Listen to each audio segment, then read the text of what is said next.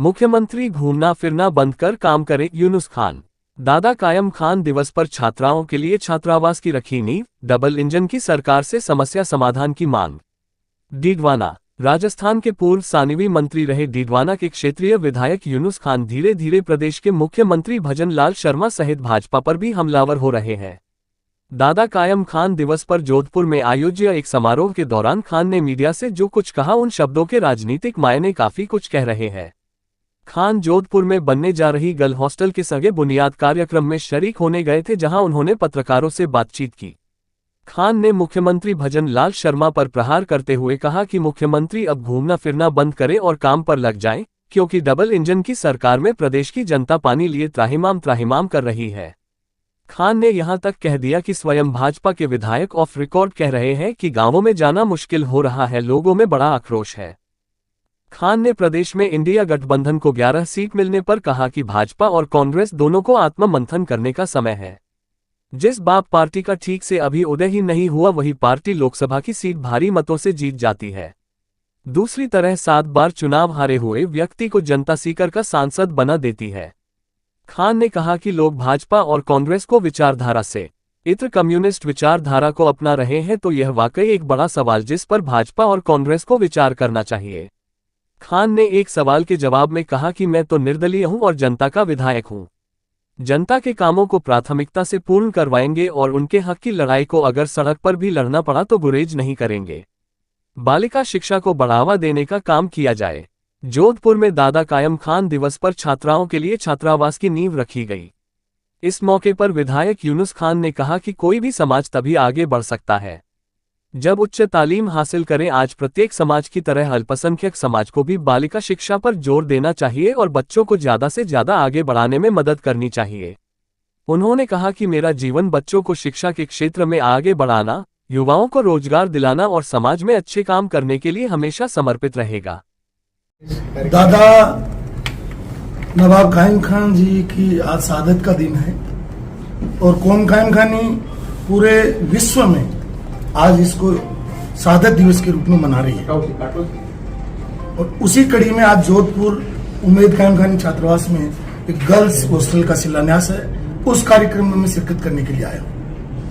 Sir, कल जोगेश्वर गर्ग जी यहाँ आए थे, उन्होंने कहा था कि 10 साल तक हमने जो है एट्रिक बनाई और अब एंटी इनकम्बेंसी थी, इसलिए जो है कुछ सीटें कम आई है। आप कैसे मानते हैं? देखिए, ये तो भारतीय जनता पार्टी के किसी भी नेता ने बयान दिया तो उनके आंतरिक मंथन का समय है कि आज राजस्थान में लगातार 25 की 25 सीटें आई और 11 सीट जो है सरकार होने के बावजूद कैसे गई, तो वो उनको आत्ममंथन करना चाहिए। वो तो उनका अंदरूनी मामला, उसमें मैं टिप्पणी नहीं करूंगा, लेकिन ये जरूर है कि कहीं न कहीं चूक जरूर हुई। सर, थर्ड फ्रंट ने अच्छा किया है चुनाव में, तो राजस्थान में कहीं भविष्य देखते हैं आप थर्ड फ्रंट का?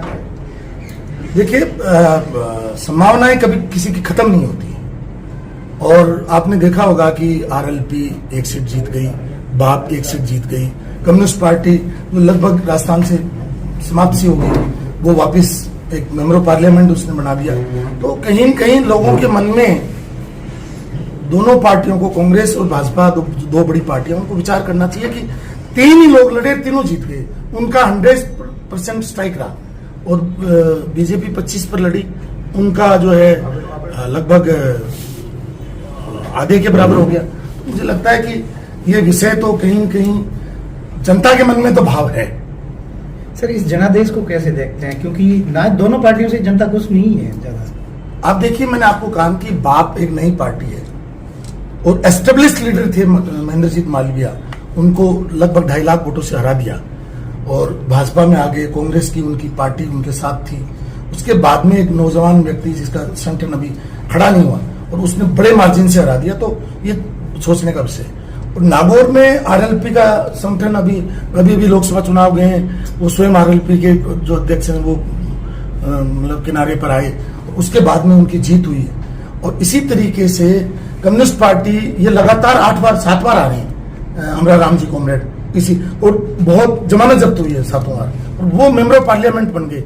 और लोगों ने अपनी पार्टियां छोड़ करके जो दूसरी पार्टी विचारधारा में थे, कोई बीजेपी विचारधारा का था, कोई कांग्रेस विचारधारा का था, उन्होंने भी कम्युनिस्ट विचारधारा को वोट दिए। तो ये बहुत ही चिंता का विषय है, क्योंकि जिनका संगठन मजबूत है, जिन जो सरकारें हैं, डबल इंजन की सरकारें, उनके लिए चिंता का विषय। हम तो निर्दलीय हैं। राजस्थान में पानी की हाहाकार हो रही है। देखिए, मैं विधानसभा की कमेटी में, विधानसभा में भी जाता हूं और जनता के बीच भी जाता हूं। जो हालात आजादी के बाद में इस वर्ष पानी और बिजली को लेके हुए राजस्थान में आज तक नहीं। राजस्थान में पानी का अभाव है, लेकिन डबल इंजन की सरकार है, लोग पानी पानी कर रहे हैं। जब मैं बीजेपी के एमएलए से भी मिलता हूं तो वो ऑफ द रिकॉर्ड भी कहते हैं कि साहब बहुत बुरी हालत है, हम तो गाँव में नहीं जा सकते। अगर आज ये हालत है कि उनका सत्ताधारी दल का एमएलए नहीं जा सकता, हम तो निर्दलीय हैं, लेकिन हम जनता के लोग हैं। जनता की इस लड़ाई को जमीन पर आकर के लड़ेंगे। और मैं मुख्यमंत्री जी से मेरा बहुत विनम्रता के साथ आग्रह है कि ये घूमना फिरना बंद करें, और उनसे आग्रह है कि राजस्थान की जनता बिजली और पानी सरप्लस स्टेट है, आपके पास 37,000 मेगावाट बिजली है, 19,000 मेगावाट आपको चाहिए, तो ये बाकी बिजली जहां कहां गई? अगर गहलोत सरकार ने गलत मान लीजिए कर लिया तो आपके पास अधिकार है उसको रोकने का। जब आपने गहलोत सरकार की बाकी स्कीम्स को आपने रोक दिया, जो जन कल्याणकारी मान लो गहलोत साहब कह रहे थी, उनको रोक दिया, तो बिजली को कैसे नहीं रोक पाए आप? कहां चले गए थे आप? तो मेरा मीडिया से यह कहना है कि उस समय मंत्री कहां थे, अफसर कहां थे और मुख्यमंत्री कहां थे जब बिजली के लिए जनता तरस रही थी? इसको आप सर्च करिए, आपको पता चल जाएगा कि देश प्रदेश की क्या हालात।